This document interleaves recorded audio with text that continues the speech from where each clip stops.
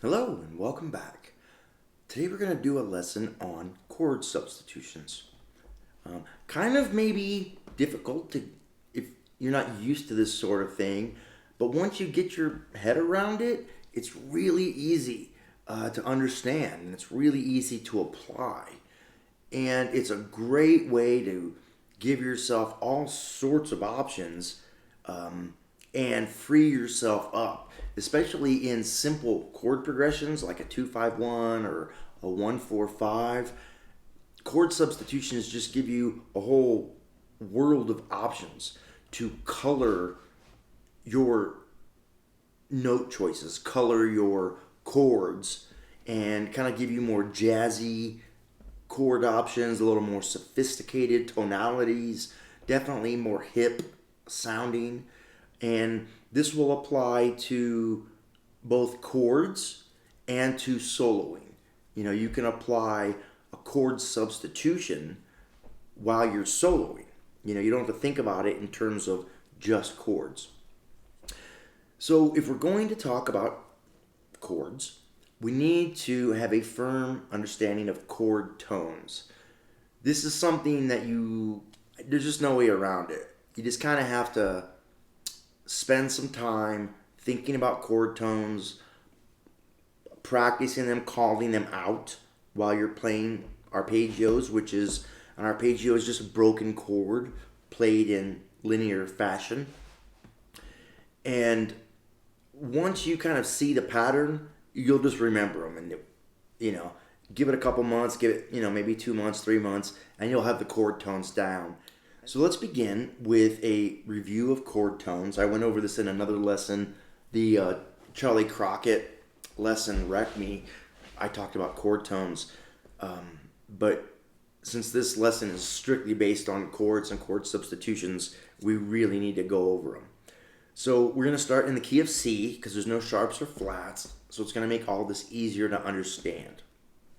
So I'm going to play from this C right here, 8th fret, E string, with the second finger on the root. And our first chord is going to be C major, which is C, E, G, B. C, E, G, B. And that's an arpeggio. Chord tones played in a linear fashion. Arpeggio. So you will see that all chord tones repeat. If you start at the third, so we had C, E, G, B. So I go to the third, my major third, which is E. It's going to be E, G, B, D. E, G, B, D. So the three of the notes have repeated. The E, G, and B are the same as the E, G, and B in the C chord. Now if I go up a third from there, from the E, I have G, B, D, F. G, B, D, F. So if I go up a third from that G, I would have B. And I play from there, B, D, F, A. And then if I go up a third from the B, I would be on D. I'm going to drop down here to play it, it'll be easier. And I would have continuing D, F, A, C. Go up a third from the D and you would have F. F, A, C, E. We go up a third from the F. We would be on this A. And we go A, C, E, G. So they repeat. The top three notes of a chord will repeat as the bottom three notes of the next chord. So for the purposes of what we're doing, look at chords as two triads. The bottom triad, the 1, 3, 5, so with our C, C, E, G, and then the upper triad, the 3, 5, 7, E, G, B in this case, C, E, G, E, G, B. Okay, that's going to be relevant to our chord substitutions. If you're playing in a different key other than C, a key that has sharps or flats, the note names of the chord tones will stay the same. Like, let's say D, for instance. We're in the key of C, so D is a D minor. It's D, F, A, C, has no sharps or flats. If we went to the key of G, G has one sharp, an F sharp. So that D chord would now become a dominant 7th chord and would be D, F sharp, A, C. Still an F, but it gets a sharp. Okay? D, F sharp, A, C. Now let me give you a way to easily remember chord substitutions. It's an old kind of device I created for myself decades ago. It's a simple phrase. A 57 Chevy, 1957 Chevy Bel Air was like the super kind of ultimate hot rod muscle car, kind of all through the 60s and 70s and 80s, when I was a kid. And my neighbor had one, and I always remembered it. Red with the big tail fins and just, incredible, gorgeous car. So this starts with 57 Chevy. I drive my 57 Chevy 136 miles per hour, 24 hours a day. 57 Chevy. You can substitute the 5 chord for the 7 chord. Those two are interchangeable. 136 miles per hour. You can substitute the 1, 3, and 6 chords. They're all interchangeable. 24 hours a day.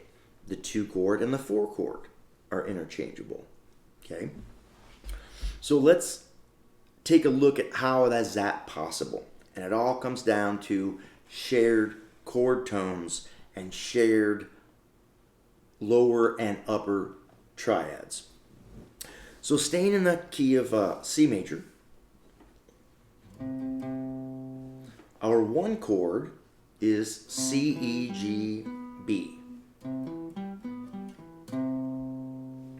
Now, we can replace that with our 3 chord, E, G, B, D.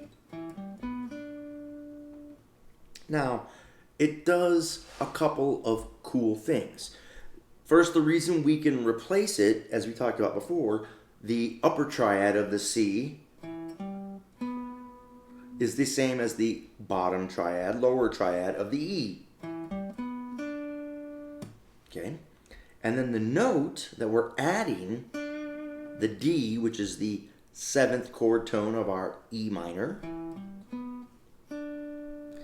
If we take that D and we put it into the context of our 1 chord, our C, D is the 2nd, the major 2nd.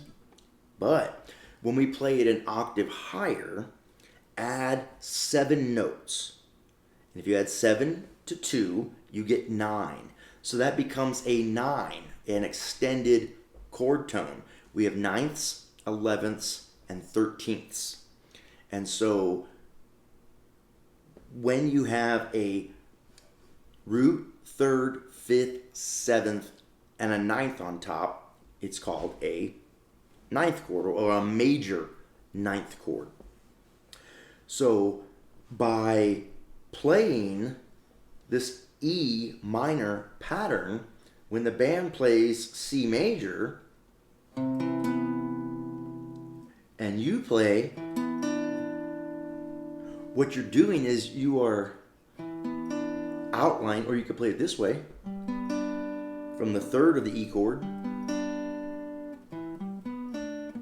you're outlining the upper register of the chord the band's playing, and you're adding a 9th on top. So here's the band, and you're adding,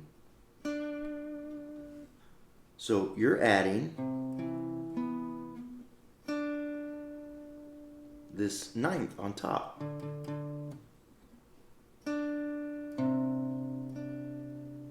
It's a nice, subtle, kind of jazzy tone, used in jazz, used in blues a lot, and it's a color tone. That's the whole point of extended chord tones, 9ths, 11ths, 13ths. It's just give you a little color. It doesn't change the chord quality. Our C major 7 is still a C major 7, but now we get the added benefit of the ninth on top.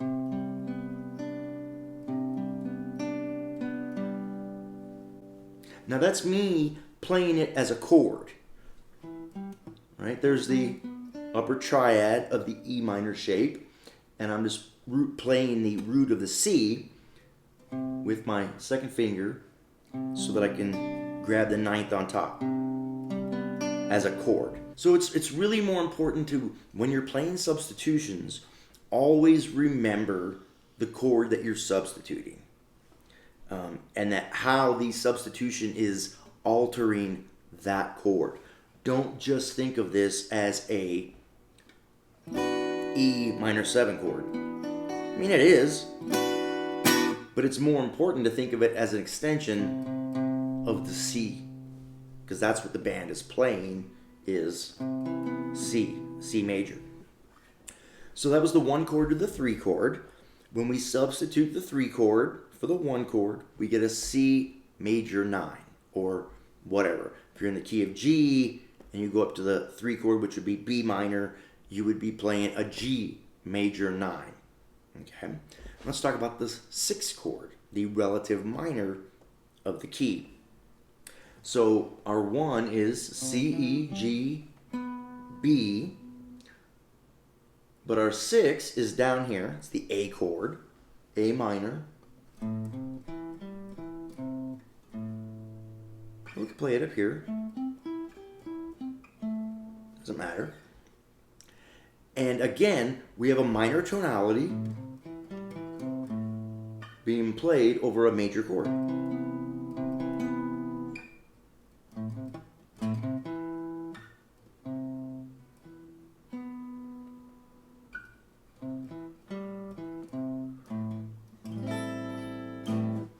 Now, what that does is when we are playing the A, C, E, G.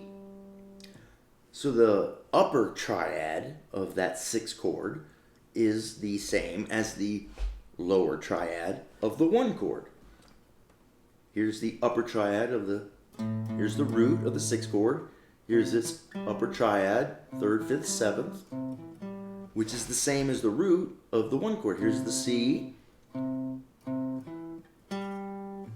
3rd, 5th. So again, they share a triad. Now here we're adding the 6th, and it's not a 13th chord. Okay, if we, just like we did with the 9th, if we take the 6 and we go up 7 notes to the higher octave, that would be a 13.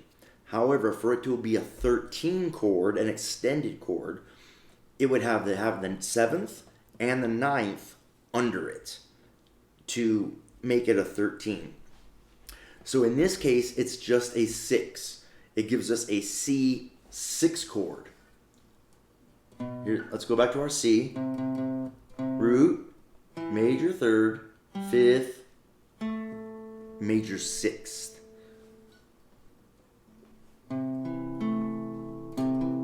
Root 3rd, 6. Again, like the 9, the 6 is a color tone. It doesn't change the chord quality. And the thing I like about 6 chords is they allow you to play major pentatonic. Root, major 2nd, major 3rd, perfect 5th, major 6th, octave.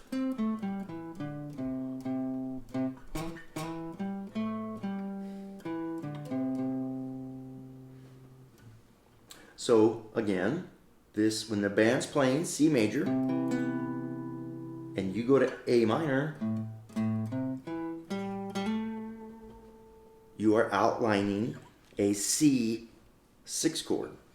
The 3 chord and the 6 chord share 2 chord tones, not full triads. So for example, the E minor, E, G, B, D, A minor, A, C, E, G. So they both share the E and G notes. You would be playing A minor 7 chord,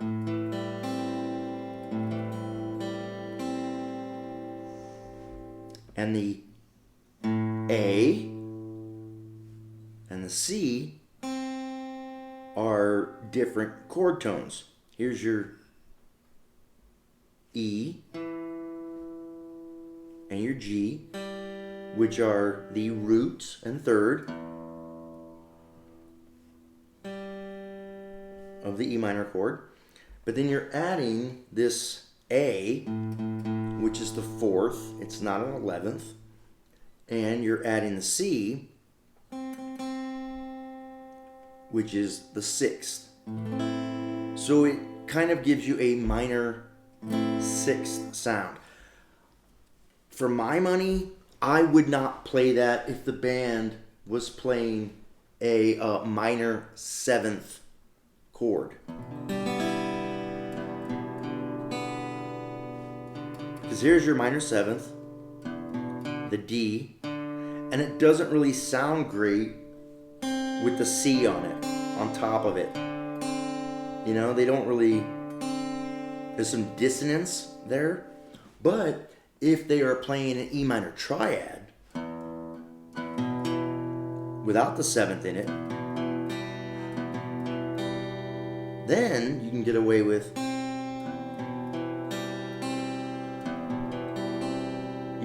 playing the 6 on top. So be aware, are they playing triads versus full 7th chords? The same would go for the 6th chord.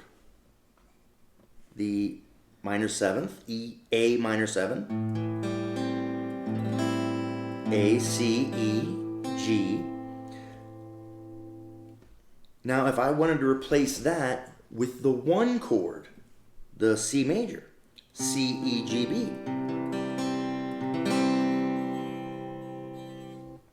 Again, I'm creating a 9th chord because I'm playing the upper triad, C, E, G, and I'm adding the B, which if the band is playing A minor 7, the 6th chord, then I've just added the B, which is the 9th. So they play A minor 7, and I can add this to create a minor 9th chord over the top of that. So work between the chords, the 1, 3, and 6, substituting 1 for each, and listen to the tonalities that it gives you. And just see which ones you like. You don't have to use every substitution every time you play. Pick the ones you like and work them into your songwriting and your soloing and get some mileage out of them. So let's take a look at the 2-4. I like this one a lot. A lot of songs have a 1-4-5 progression. Tons of them. Either a 1-4-5 or a 2-5-1. You've heard those two progressions in billions of songs. So in C, 1, 4, 5, 1. Now, we're playing in C, and the band goes to the 4 chord. So while the band's playing that 4 chord, you can play the 2 chord.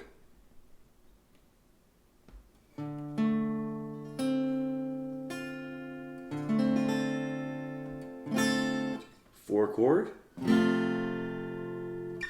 2 chord.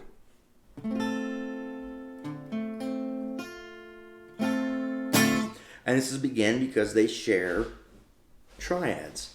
The bottom triad, D, F, A, C, the bottom triad of the 4 chord, F, A, C, E, is the same as the upper triad of the D minor 7th chord, F,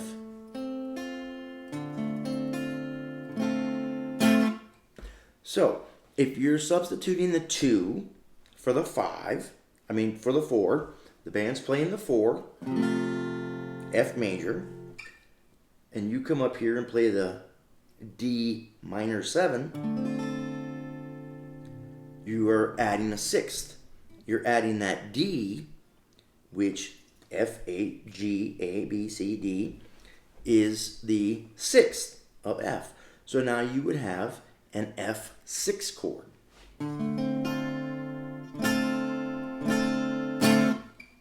Which again would allow you to use the major pentatonic scale over that F.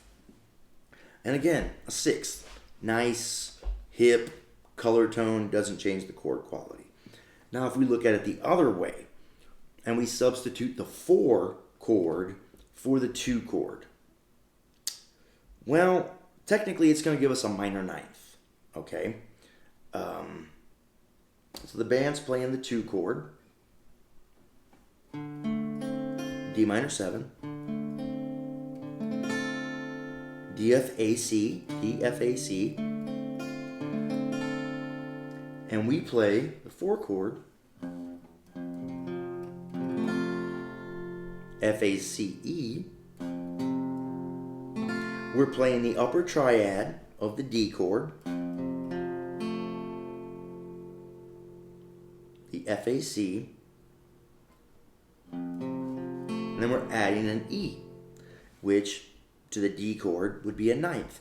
So we would be creating a D minor 9 chord by replacing the 2 D minor 7 with the 4 chord, F major. So again, we're just adding another color tone, a 9th, right? Let's look at the 5 and the 7, because these are very important chords sonically, and they kind of do a lot within a chord progression. So you want to be more careful substituting these chords, because you don't want to really mess with the harmonic gravity that they are creating within the progression. So use this next substitution judiciously. Trust your ears. So the 5 chord is G, G7, G7 in this case. And that is G, B, D, F. The 7 chord, remember, is diminished. And in this case, it's going to be B diminished, minor 7 flat 5 chord. So if the band is playing G7, and you kind of want to get a real funky, kind of cool, out there sound, you come up here and play the B diminished. And all you're doing is playing the upper triad. G, B, D, F. B, D, F would be the upper triad. And then we go up to the B, and we have the B, D, F with an A on top. Excuse me. There's your A. And in the context of that G chord, the A would be a 9th. So if the band is playing a 5 chord, this simply gives you the 9th, a G9. Very hip. And that's where 9th chords are often most used, is in a when you're playing the 5 chord, the dominant chord. Here's the a typical 5 chord, dominant chord, with the 9th on top. Sharp 9, regular 9.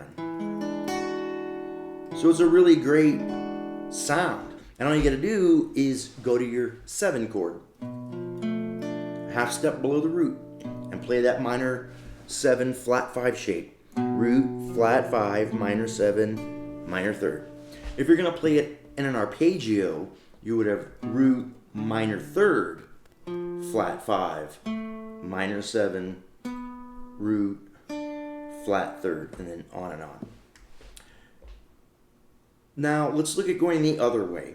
Substituting the dominant 7, the 5 chord, for the 7 chord, the diminished.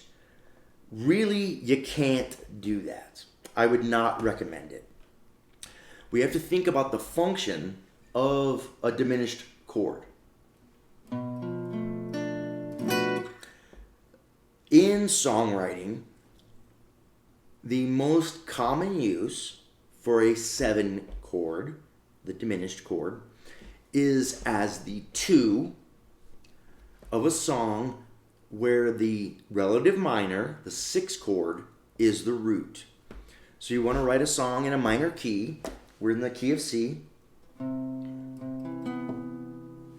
And we're going to start the song with A minor,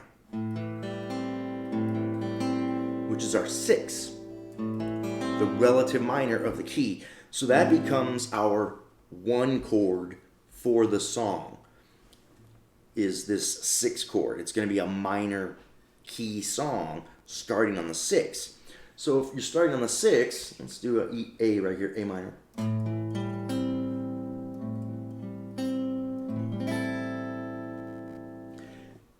What is going to be the 2 of that 6? It's going to be this B right here. And in the key of C, B is diminished. So it becomes the 2 of your 6 chord. And then they generally they do what's called a secondary dominant, and they take a 5 chord, a dominant chord, from another key to make it the 5 of the 6 chord. Because remember, in the key of C, G would be dominant. But if we're playing in A minor, E is dominant. So the progression would be A minor, 7, B diminished, E dominant 7, back to A.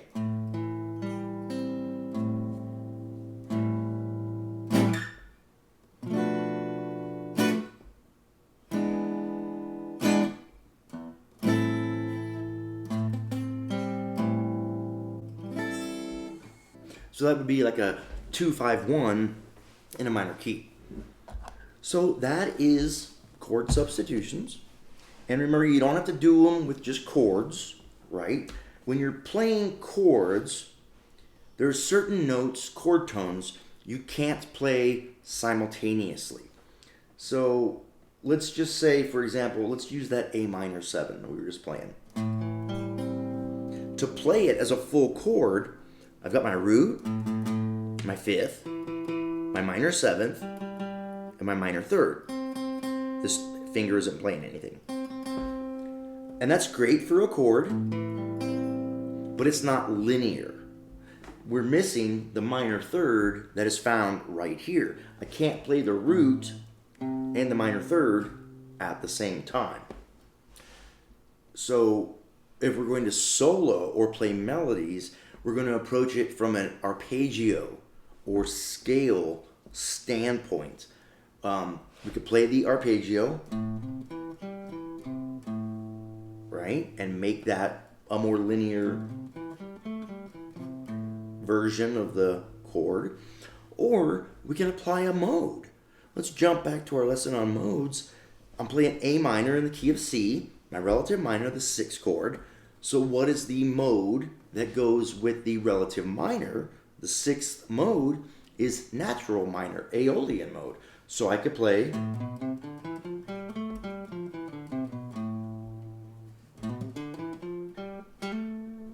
and the same, it goes for the 1, 3, 6 and the 2 and the 4. So the band's playing 1, the C major,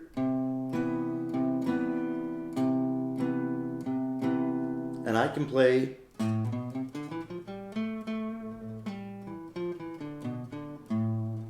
a nice minor line. The other cool thing is, remember, the 3 resolves to the 6. So play it from down here. Here's the C, the 1.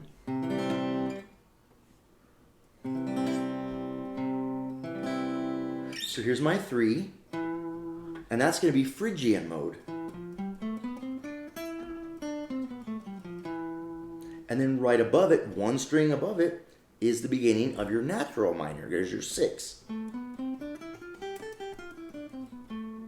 So now you have 2 minor modes, one resolving right into the other, that you can play over the 1 chord. Bands playing C major. You can play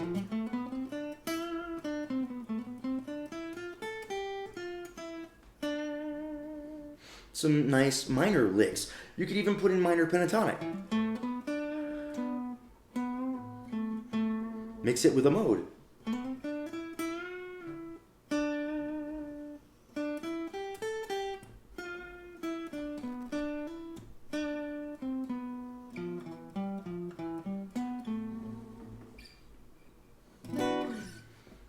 So those are chord substitutions, a very easy way to spice up your playing, add some color, some variety, and just break out of those, like 1-4-5 kind of patterns and start adding some minor tonalities or diminished tonalities to 4 chords and 5 chords, So have some fun with that.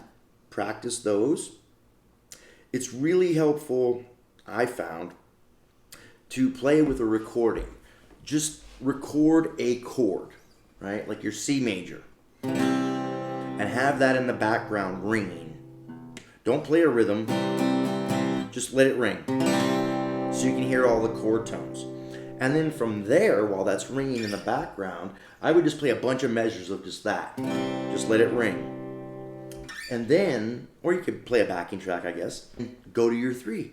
Play some arpeggios. Play the mode. Play minor pentatonic. And mix and match them. Then go to your 6.